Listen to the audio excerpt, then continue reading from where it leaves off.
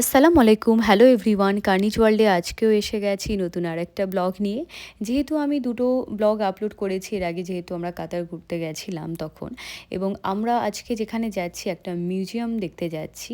এটা হচ্ছে মাসেইরব down town, দোহা। এটা একটা প্ল্যান্ড সিটি। এটা কাতারের দোহা যে ক্যাপিটাল, ওখানেই অবস্থিত।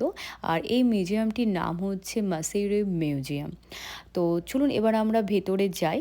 তো তার আগে বলে দিই, এই মিউজিয়ামে প্রবেশের জন্য কোনো এন্ট্রি ফিজ লাগে না, পুরোপুরি ফ্রি।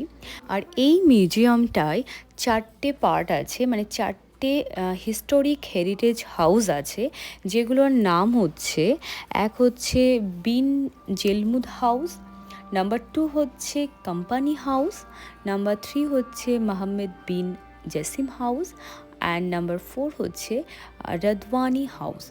তো এটা বেশ অনেকটা এরিয়া নিয়ে, এবং এটা জন্য আমাদেরকে অনেক লম্বা সময় নিয়ে আসতে হবে। তো চলুন আমরা ফার্স্ট পার্টটা দেখা শুরু করি।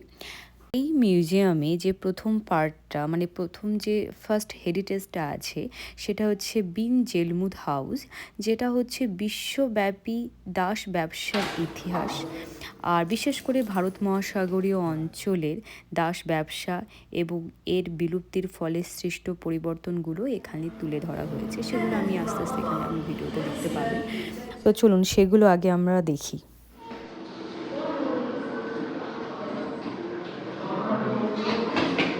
ওপরটা সুন্দর বাড়িতে, না কাঠের সঙ্গে, হ্যাঁ।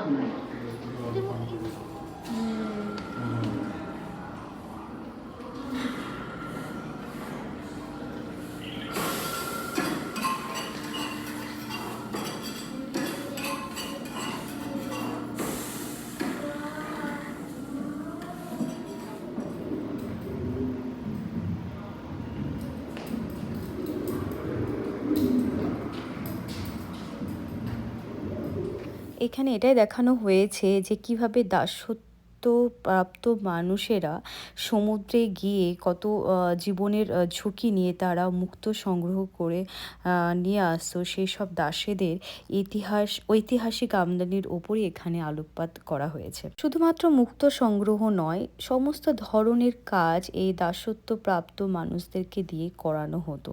তো চলুন, আমাদের মোটামুটি এই পার্টটা দেখা হয়ে গেছে, আমরা এবার যাব নেক্সট পার্টে। তো চলুন।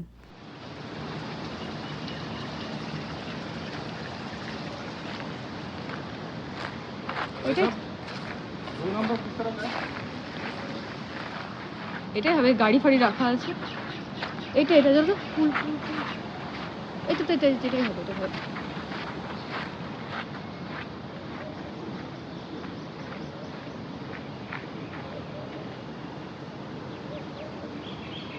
আস্তে আস্তে রিভে যাচ্ছে।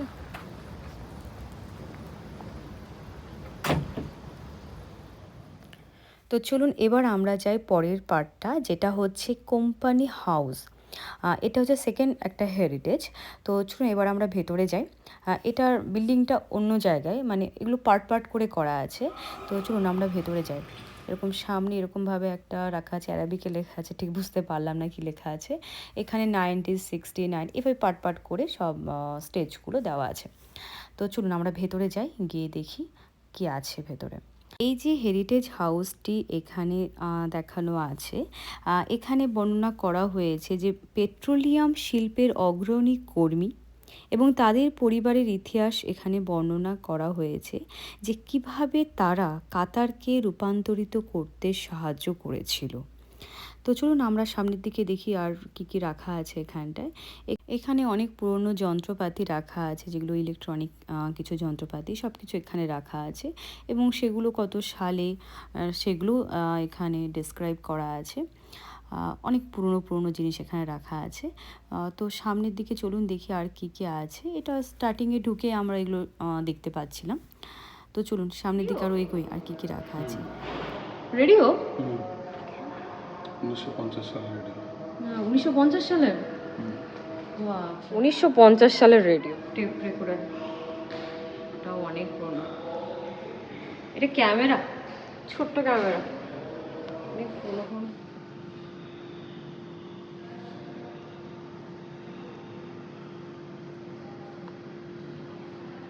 তারপর এখানে রাখা আছে একটা কনফারেন্স রুম বা কনফারেন্স হল।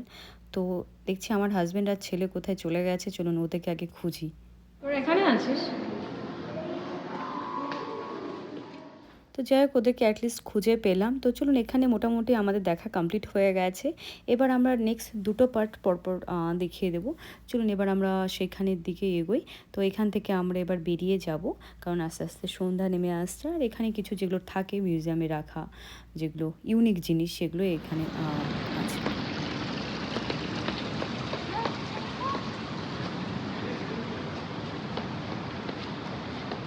আমরা যাচ্ছি মিউজিয়ামের আর একটা পার্ট দেখতে। দুটো পার্ট দেখা হলো, মোটা টোটাল 5খানা পার্ট। এবার আমরা থার্ড পার্টে যাচ্ছি। এটা হচ্ছে থার্ড পার্ট। চল রিভেজ। এই হচ্ছে থার্ড পার্টটা। পুরো একটা বাড়ি যেমন সাজানো থাকে না, ঠিক ওরকম টাইপের। পুরোনো কালচারটা ডিসপ্লে করছে। এদের পুরনো কালচার সব যেগুলো আছে সেগুলোই এখানে তুলে ধরেছে। খুব সুন্দর।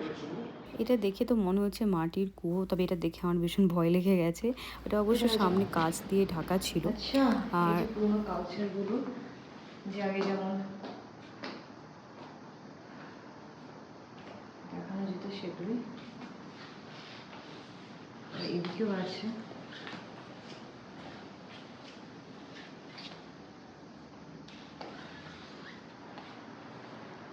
কীভাবে ডেভেলপ হয়েছে সেগুলোই আস্তে আস্তে এখানে দেখিয়েছে। Ravage ravage no no no, এরকম মজলিসের মতো করে রেখেছে এখানটায়, এইরকম টাইপের আগে যে খাওয়াতে যেমন হতো ঠিক এরকম।